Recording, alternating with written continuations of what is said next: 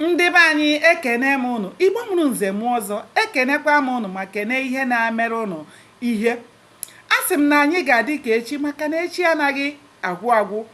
Asị m na anyị jebe ejebe ije awere, anyị naba anaba ije awere. Ngụ anyị ji eko agaghị akọ mmụ na gị. Aka m bụkwa nwanne ụlọ nwaanyị Oriakụ Uju Anyanwụ, onye nkụzi Igbo n'iru akwụkwọ abụmụta asụsụ Igbo. Biko ọ bụrụ na ị naghị esonyere m, gbanị ya na-esonyere m n'iru akwụkwọ abụmụta asụsụ Igbo. A sịkwanụ na onye nwere mmadụ ka onye nwere ego. Anyị ka nọkwa na nnyocha akwụkwọ abụ isi akwụ dara n'ala. Cheta na ebe anyị kwụsịrị bụ ebe nwoke Ada gakwuru enyi ya, ọ gakwuru ka ọnụ ọ gwara ya na isi ya agaghị aba n'ọba ekere ede. Nwoke ahụ wee baa n'ime ụlọ wee manye aka n'akpa ya, wee were ego wee pụta wee nye Ada, wee sị ya ka ọ were wee gbaa ụgbọala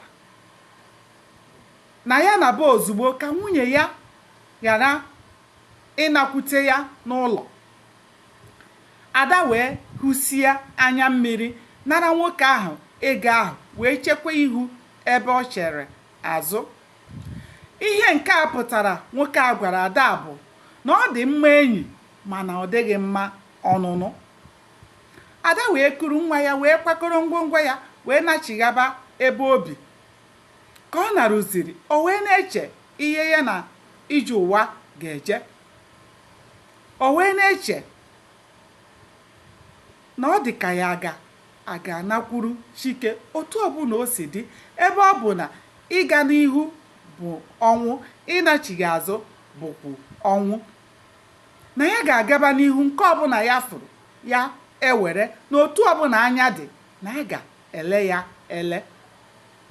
Ada wee kpebie nke a, na ya ga-aga achọrọ Chike gawa yọọ ya mgbaghara.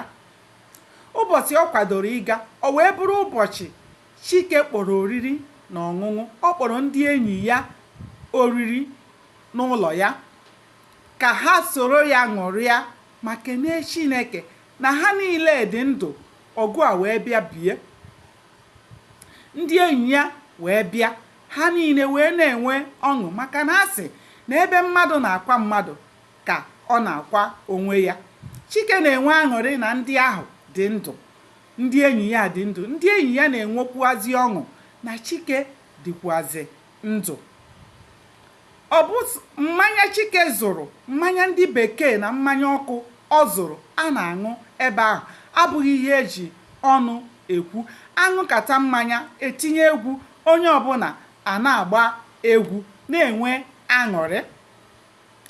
Ha wee nọkata, aka wee kụọ n'ọnụ ụzọ. Chike wee jụọ onye na-akụ. Onye na-akụ ya batawa.